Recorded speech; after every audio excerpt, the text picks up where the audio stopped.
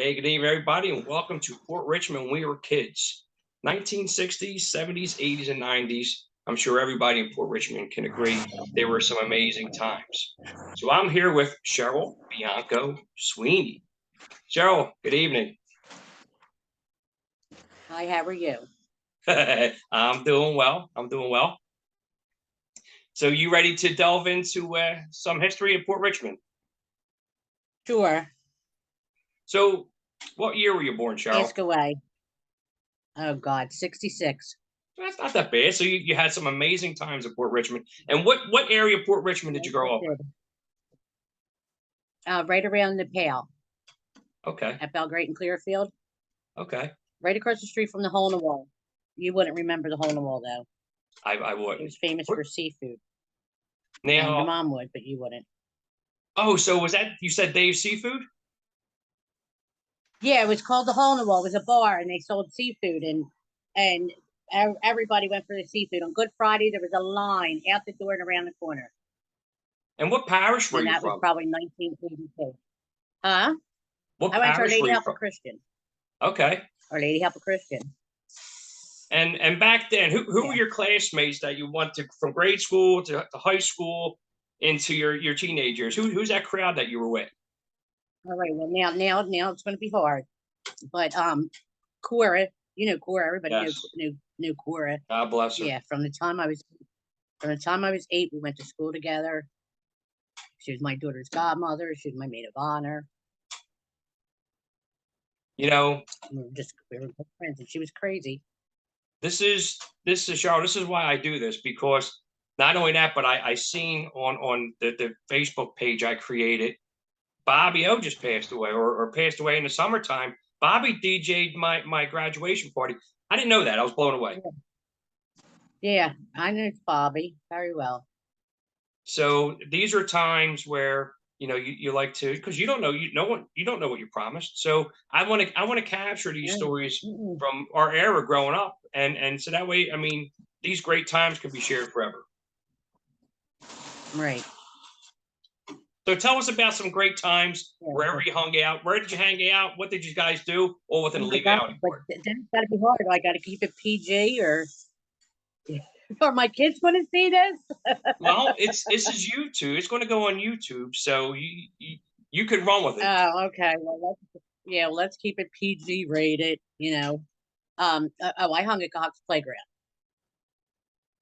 with the O'Shaughnessy's, my cousin Kevin. There was older kids, younger kids. We went to they called it the Batho. When you went swimming, to the pool. It was called the Batho. It wasn't called the pool or whatever. And then at that time, they had the inside, like the what would you call it, the rec area was open, and we would all hang in there. Some of us smoked marijuana, some didn't. But it was just drank our quarts of beer, whatever, and it was fun. Everybody had to be home at a certain time. By 11, 12 o'clock. Cora wasn't allowed out later. She always had to be home before everybody else. So, which was, we'd walk her home. But it was different. We would go get pizza at Ernie's. I mean, I'm sure you remember. I don't even know if you remember Ernie's being open. I do. Ernie's Do Pizza. remember Ernie's. Uh-huh. Yeah. Before it blew I can up when it was a remember. mess shop. Well, I don't know about that, but You don't remember that? I can remember. But when it blew up and it was a mess shop? Yeah, it was a Ernie's meth place upstairs. Yeah. Oh, I don't remember that. That I don't remember. I mean, I remember when they, like busted a garage like 2 blocks away from me, that they were making meth in there, and they went in their hazmat suits, and like it was called crank then. It wasn't called meth. It was called crank.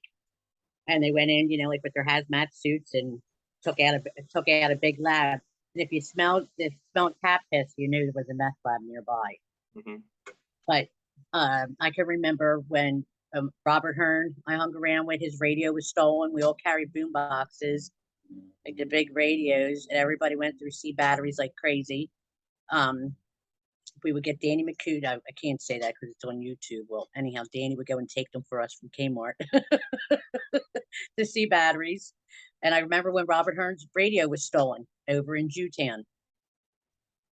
because he was going up to Cambridge Street because of the what the hell bar was that at Tulip? And do you remember Tulip in Cambria? I The do, but I didn't know the name of it. the dugout, yeah, at the dugout. But I mean, it was just crazy times. I can remember, and we would always on Sunday. I don't know if you guys did this. I have to ask my cousin Gary, but on Sundays we would go and watch them set up for the carnival because the carnival would always open like on Monday, and they would bring like all the rides, and we would all be over at the playground like it was a big highlight. Losers that we were, and we would all wait for them to and watch all the carnival guys setting up all like all the rides or whatever. And I can remember one time a girl was in the middle all of a sudden she had a kid with her and got completely naked. She was like on some kind of drugs and completely naked in front of the field. And it was sad because none of us stopped her. Like somebody should have called somebody, but we didn't know then. Like drugs weren't like they were now. No, I guess we're lucky, and the neighborhood was lucky. We didn't have the technology that they have today. Yeah, yeah. But I mean, it was a shame because we didn't know. We all laughed about it, laughed at her, but nobody knew. We didn't know. I didn't know anybody on heroin. I didn't know not one single person on heroin growing up. Nobody. And I mean, I knew a lot of people. I just didn't know anybody. Not like I know now. Yeah. Right? I mean, I'm sure you did when you growing up that you knew, but when we were growing up, we didn't know anybody that was on drugs like they are now. Nah, no, it was kind of hidden. Well, I guess in our 60s and 70s, I was born in 73, but in our Right. era, like our stuff like that was hidden from us. You know what I mean? We weren't exposed to that until probably our teenage years. And when, like you said, you start seeing people going nuts around the neighborhood. Yeah, now I think you had to be a little bit younger. I mean, because I know my kids knew, like growing up, like they knew people that were, like that were on heroin. I mean, crazy what their father was. But I didn't know anybody. Yeah. I didn't know anybody. Not one. Like there might have been a rumor, but we didn't even know what it was or, like who they were. I mean, that was the highlight of our weekend. Might have been, like going up to the Buck Overly movies or to the Giraffe for a dance, like on Friday or Saturday. Or North Catholic dances. Did they still have them when you were growing up? They didn't. The only kind of North Catholic stuff they had with me was just the proms. But we just had Oh, no. nativity dances, nativities, Polish American, and I think that might have been it. Then we'd have to go Yeah. outside the neighborhood for it. Yeah, no. We had North Catholic dances every Friday. I think it was every Friday or every other Friday. And we would get our cherry vodka and go underneath nativity steps, drink it before we went. And then, when everybody was in one time. But now they don't have any of that for kids these days. Nothing. And they go up to Kensington Avenue, like to shop in the stores there. You can't even go up there now. I mean, it's disgusting. It is disgusting up there. It's really bad. But that was basically the highlight, like of our thing. We would get something, go up shopping on Saturday to get something to wear to Cahock, to the playground. And they had Cahock dances then too. Yeah. But I think like I don't know if we even went to them, but they would have, like volleyball, or we would all just hang out on the playground, and you had your older crowd and your younger crowd. And then we would have to beg the older crowd to go and get us beer, and they would go if it wasn't somebody they were related to. Like I could never ask my cousin Tommy to go get me beer because he would have never went and got it. So we would have to depend on somebody else, Yeah. And then they would go and get us quarts of beer, and that was the highlight. And now kids are doing everything under the sun. Yeah, it's tough. Like you have to worry so much. There's so much out there, not only with alcohol and drugs, and now you got to worry about getting robbed and getting shot and stuff like that. Yeah. I mean, and we didn't know like that. Like I said, when Robert's radio was stolen, that was a big deal. Like that was a really big deal. Like everybody was all up in arms. Oh, and one time my girlfriend got kidnapped, but only briefly. They just rode her around the streets or whatever because we lit dog shit on their step. We lit it on fire on their step. So and then they dead. Let's get into some of the holidays. As a kid growing up, what were the holidays like? See, mine were quiet because I was an only child. Like so, it wasn't. I was an only child. Like it was just me, my mom. I mean, then we would go like if it's a family. It was always a big deal. Christmas Eve was always a big deal. It depended on what nationality you were. Yeah. If it was Christmas, but Christmas was Christmas Eve, but Christmas Day was usually quiet for me. Now my friends, I mean, that was different. Like going to their house. Holidays, it depended on how old I was. Like, I can remember one Easter, me and Cora and a friend of ours, Kathy Joyce, and Cora's cousin had went. We were around Cora's house because there was always tons of people around her house on a holiday. So I would always go around there because it was so quiet and boring in mine, and go around there. And I can remember going to a bar at Mercer and Allegheny, and we got thrown out. We were probably 18 then, though. We weren't kids. But holidays were quiet for me, so I'm the wrong person to ask, just because it was just me. Was Marion wasn't your mom, was she? No. Marion was my Aunt Berkey's sister. I'm related to that was my Uncle Gary. That wasn't I'm related to the Briglios, not to the Berkery. Okay. But no, oh my God, Marion was the nicest person ever. I can remember holiday with Marion. It was New Year's Eve and we were at my cousin Bernie's, and Marion had gotten drunk. And it was the first and only time any of us have ever seen her drunk. And she got sick and she was drinking Mad Dog, or no, Thunderbird. Kahlua and cream, and she was drinking Thunderbird with my cousin Bernie's husband Anthony. Yeah. And she was drunk. If you could lower your camera a little bit, I'm only seeing a little. There you go. Yeah, I'm sitting on my porch. I came out to have a cigarette because I just got in the door because it was pouring rain. Yeah. I thought, let me come out here and have a cigarette. So, and I tried to install the Zoom on my tablet instead of my phone because my phone's not working right. But I could install it on me. So let's yeah, holidays. I mean, holidays were not for me. They were quiet. Yeah, we got the upcoming. Like going to tours or, huh? We have Halloween coming up. Describe Halloween for your era. But when I was a kid, oh my God, we used to go with pillowcases. Me and my cousin Kevin and my Aunt Kate would take us, and we would just go. I mean, they would be filled, and until we got older, we would come home, dump it out, and then go back out the door again. But mischief night was good. Like if you had mischief night, but we used to go buy our eggs from this store up on Allegheny Avenue. It was like some kind, I think it was Mary's or whatever, and it was dirty, and her eggs were always rotten. So if you threw them, they were bad. I mean, you stunk really bad. But I was never good at throwing. Like I couldn't, I never hit anybody. I always hit like here, there, whatever. So I was always coming home filled with eggs and nobody else I hit. Or shaving cream. I mean, we didn't vandalize anybody's houses or cars. It was just each other. Mm-hmm. Like that we would hit. Listen, I might have to put something on this because you don't want your kids having mom. What do you mean? What do you mean, mom? What do you mean mischief night was good? I mean, Ariana's 38. I'm sure she had her own mischief nights. You know what I mean? I'm sure I found, like Alyssa, sure found eggs missing out of the refrigerator or whatever. But yeah, we used to go and buy them from the store up on Allegheny Avenue because her eggs were rotten. Like it was like a Kaz's, you know what I mean? And her eggs were rotten, so we would go and buy our eggs there. And shaving cream, but we didn't ever vandalize anybody's house, their car, or anything like that. You could just be walking down the street and you catch an egg upside your head because everybody was out for everybody. Yeah, because the boys were assholes. Like we had Michael Craven, what an ass he was, Waddle. Like he, like we got hit with eggs for them. The Shaughnessy's, like so they were out to hit all the girls with eggs, and half of us couldn't throw.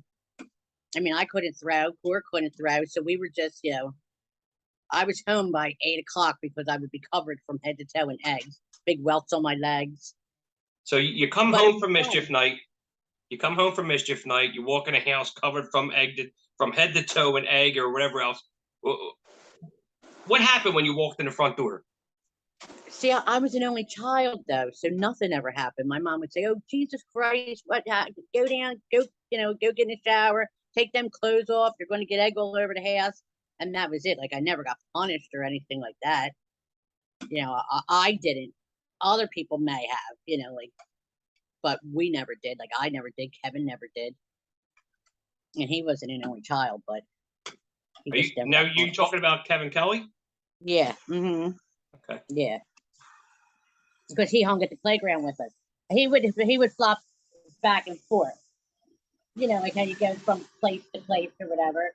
Because I lived up by, like up by the Pale, and you guys lived on Salmon Street. You know what I mean? So you had your places to hang down here, Valentino's, Stokely. Some people did, and then but we hung up at the Hawks because it was just the location of where of where you live.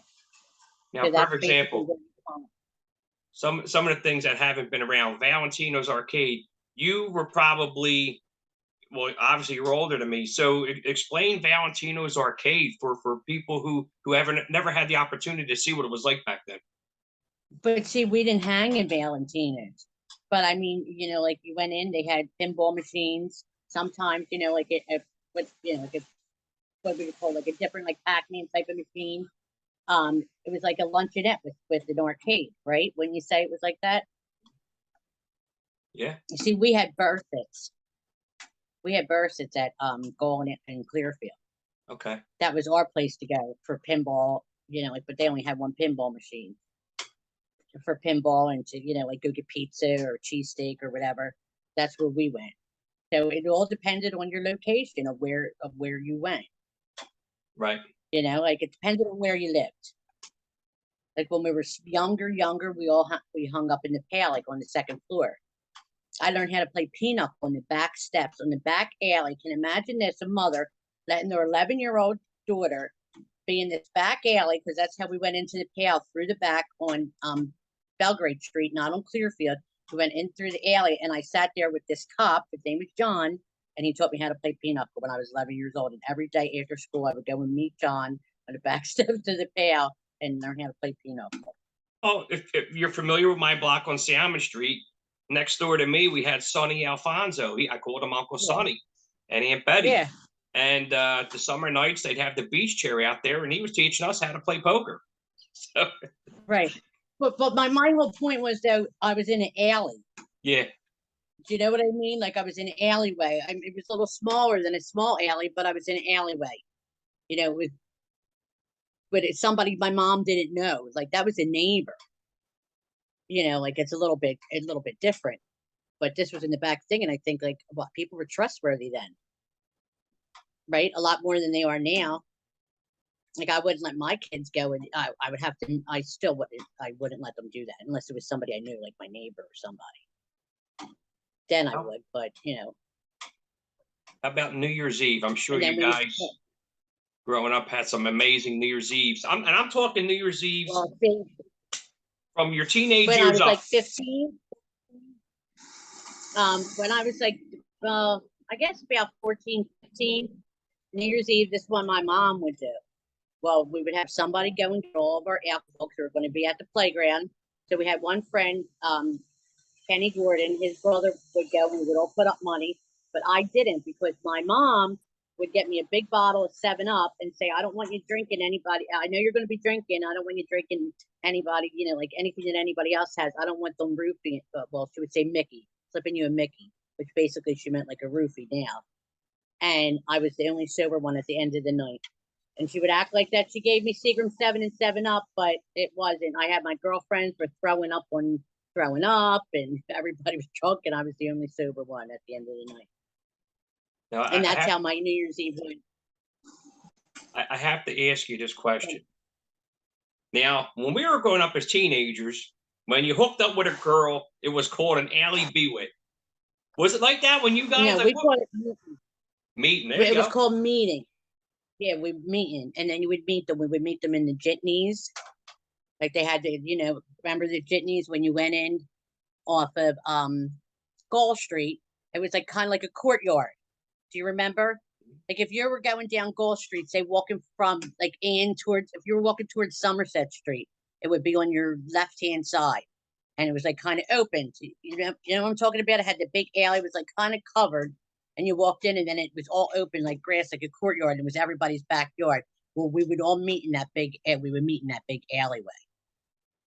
Or that was one place, or back on Seltzer Street, right off of I'm looking now, like right off of Belgrade and Seltzer. There was a house there with like steps, or right up at Thompson and Seltzer.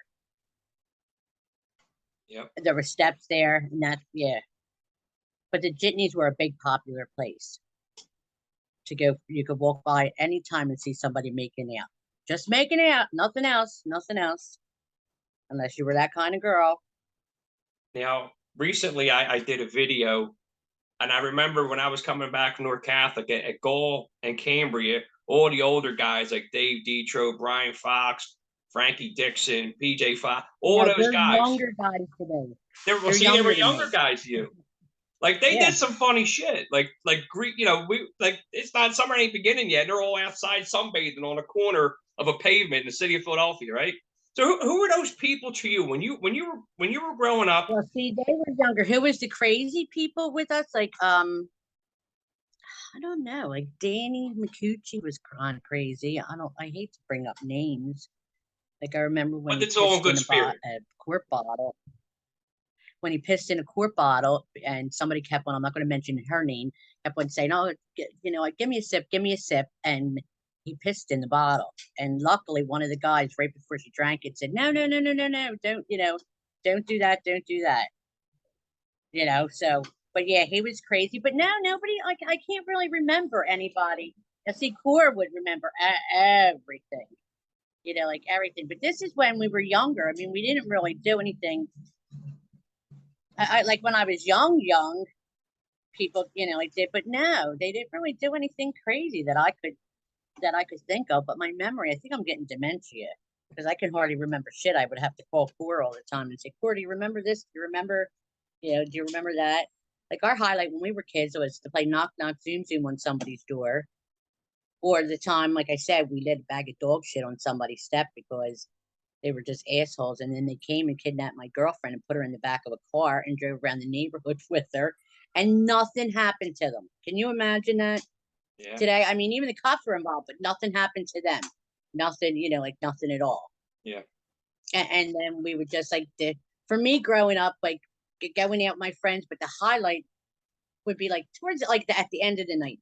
Me and my neighbors, like you wouldn't know who they were, but Nancy Gaydosh and Eileen Gall, we would sit out on our porch in our pajamas for hours, smoking our cigarettes, hiding to our parents. Like as soon as our parents went to sleep, we would be out on the porch, like smoking. We didn't drink then, and that would be, like the big deal. But nobody now. Everybody, all the guys were kind of like normal. I don't remember except for Dizzy. He was the nuts one.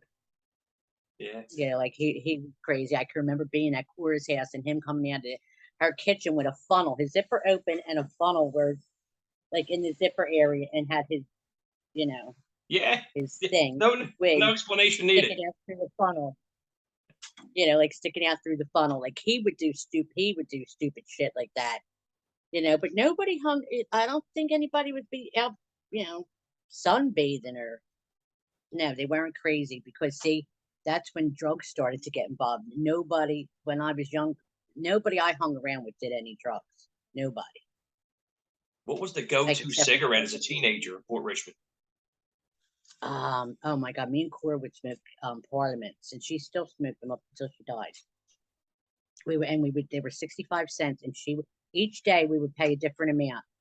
One day she would pay 30, I would pay 35, and then the next day we'd have that floating nickel through the back and forth through us.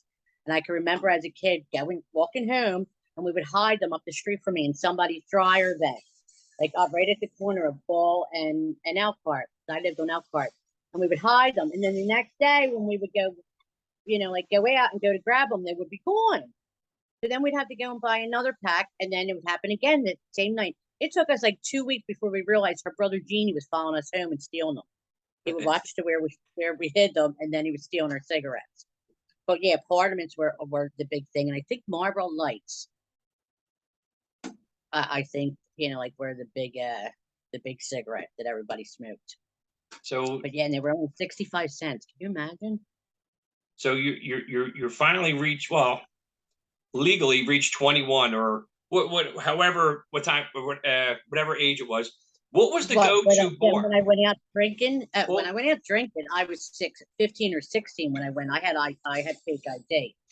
I had an actual real non-driver's license because back then you could go in with a baptismal certificate, And my girlfriend's mom had worked in a rectory and got us blank baptismal certificates. And we just had to go up, and we had non-drivers. What were the bars to go to? I used to go to the Oaks with my girlfriend, but I was only 16. They were older. And the Oaks or the AD was like the big thing then. And we were younger, and they were like, I mean, we were young, like 16, 17, 18. I remember when I came home from the service, we had Somersets. Somersets was big. And yeah, well, before it was Somerset, it was JT's back then. Yep. Yeah, it was better when it was JT's. I didn't like it when it was Somerset, but it was JT's. Then we had standing room only, was on Richmond Street. Mm-hmm. Do you remember that or no? I do. Well, I was never in there, but I remember it. Oh yeah, standing room only was the place to be. Was like the good, like was everybody went to standing room only, or it was JT's, and then it was standing room. I think it was JT's, then standing room only. I'm trying to think. I don't know what was open before, and then it was Somerset's, and then they had the big fire. You remember? Yeah. When they had the big fire, but before that, before that, it was called the St. Anne's Club. And then my other go-to one was the Playground Saloon. Yeah, the playground. My husband actually announced bassoons. Mm-hmm. Right? Yeah. Yeah. But yeah, because my husband actually, I forget what the name of the bar. Do you remember the name of the bar before that? I think it was Dalton's Den, was it? Yeah, that's it. That's it. Mm-hmm. Yeah. And then you had the Spar Bar. Where was Kevin's that? Was. I think Kevin's bar was the Spar Bar, right? Called? I think so. I don't know. I never went in any of them bars. I never went in any of them. But it was for us. It was, and then we had friends, and then I also was Mary's A&A at Alman and Ann. Alman and Ann, which was the dive of all dives. And I'm sure you never went in it. Now I think it's like a 24-hour bodega or whatever. Like all the bodegas and poppy stores are taking over the neighborhood. Sure. Like any store that you, What would you think the difference from Port Richmond when we were growing up to the Port Richmond now? What do you think the difference is? Oh God, I don't know. A lot more drugs. A lot more drugs. I think that has a big effect on it. And because of the drugs coming in, you're getting a different type of people that are coming in. And I think like a lot of store owners got older, like as the neighborhood started to change. See, I have to watch what I say. You know what I mean? Totally understand. I'm trying to keep it PG and Black Lives Matter. I just think it is. I think it's the drugs that got into the neighborhood, and with people, like doing them. I think the store owners, like they got older and thought, like got scared, like of different things that were starting to change, and then they're selling them, and then you're getting the bodegas that come in, and I think that has a lot to do with it too, because people look for them kind of stores because they do shady things. Like sell the stuff you need to smoke your crack or whatever. But I think drugs are a big thing. Like I said, I didn't know anybody on heroin, and I know none of my friends knew anybody on heroin. And I think that has a lot to do with the neighborhood changing. What would be one of your most memorable moments? I remember you mentioned you and Cord just spent a lot of time together. What would have been? Oh my God, some of your memorable moments? Oh geez, I don't know. Well, see, I had a baby when I was 18, so I was, kind of out of the. Well, no, I still went out, but I wasn't around like everybody else stuff, Probably in the neighborhood. Oh God. Oh. Just different things. Going down the shore was the most memorable. Do you think everybody went down the shore? Like that's what we did around here. But most memorable moments, oh God, I got to be able to say them. I can't, most of them involved alcohol. That's why you can't remember. Yeah, probably. But no, like I said, I'm getting, like dementia. I'm trying to think of like all the different, because Cora was crazy. Cora she was funny. She did some very like funny shit. I can't remember all of it now. Like when she was like rode up and down the street in the back of a convertible waving in a prom dress like she was Miss America. I don't know. When I was younger, like most memorable. Oh, I was on Dancing on Air. That was my most memorable moment. I was on there twice. There you go. I could tell you exactly what I had on both times. Like would be going to like we would go to the roller skating. We would go to Concord roller skating rink on Sunday nights. Do you remember that place or no? It might have been closed. We would go, and then sometimes they would have like different like singers, and I guess they weren't that famous at the time. Like I seen Frankie Smith there from Double Dutch Bust. Like they were memorable times. Like going there. We would go to the Doral on Fridays. See, I wasn't that exciting. I mean, I was kind of boring, and I got to keep it PG. So, because my kids are going to see this, because their mom was very innocent throughout all of this. Yeah, very, very innocent. Yeah, I mean, I guess just like them different things, other than like little crazy, stupid things, like when Cora held a fence up, we were smoking in the alley, and she said this fence is going to fall. We all laughed, ha ha ha. No, it's not. And she pushed us the other way, and she moved, and the whole cinder block fence went completely down and knocked the fence down behind it. Like stupid shit like that. Or when my girlfriend's fault, was not her husband at the time, it was a mischief night, and here comes the bus, the 60 bus down Allegheny Avenue. The bus driver opened the door, and wing hit the bus driver with eggs, with rotten eggs from Mary's. You know, just like stupid stuff that wouldn't be that funny to like to anybody else. Like going down every Saturday, we'd walk down Kensington Avenue to go to Father Son Pizza. We'd have pizza and just shop or different stuff like that. Like nothing. I can't even think of it. Like nothing that crazy. Yeah. Like we were pretty, until I got older. I know I'm boring. I was a boring person. Well, our interview time is cutting short here. Unfortunately, we have a 40-minute time limit.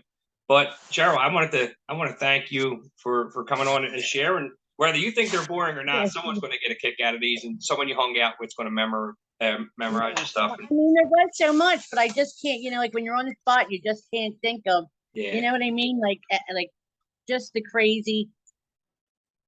You would have to know the person, like just the crazy stuff that like. Yep. Or would Joe or my girlfriend, like Barbara. We were just more interested in the boys. Yeah. Yeah. Well, hopefully other people will see this and listen. I challenge all the guys out there. Don't be shy. There's no more rep to protect. We're old. We're getting gray. Let's come on here. Now, see, my cousin Gary's not on Facebook. Tell him to get his ass on here. Huh? You don't have to be on Facebook. All you got to do is have a phone like you do. I'm saying, like, he don't know, but I'll have to get him to do it because I'm sure he has some crazy stories. Dude. Yeah. And well, I don't know where Nikki is, but Gary has I'm sure he has some crazy stories. I did speak with Nikki. We're supposed to touch base, but he never got back to me. So. Well, if I see him, I'll tell him to get back to you. Well, Cheryl, thank you for coming on tonight and taking time away from your family here. I want to end this before it abruptly ends because that's what technology does to us. But again, thank you for coming on. Obviously, I live up in the Northeast. You're down there, so all the holidays are coming up. Merry Christmas, Happy New Year. Stay safe on mischief night. No throwing eggs. No, I'll try not to. I don't want to stay as I used to. Cheryl, thank you so much again for taking time out. No problem. For sharing some memories, and I'll see you around the neighborhood. All right. Have a good night. Take care.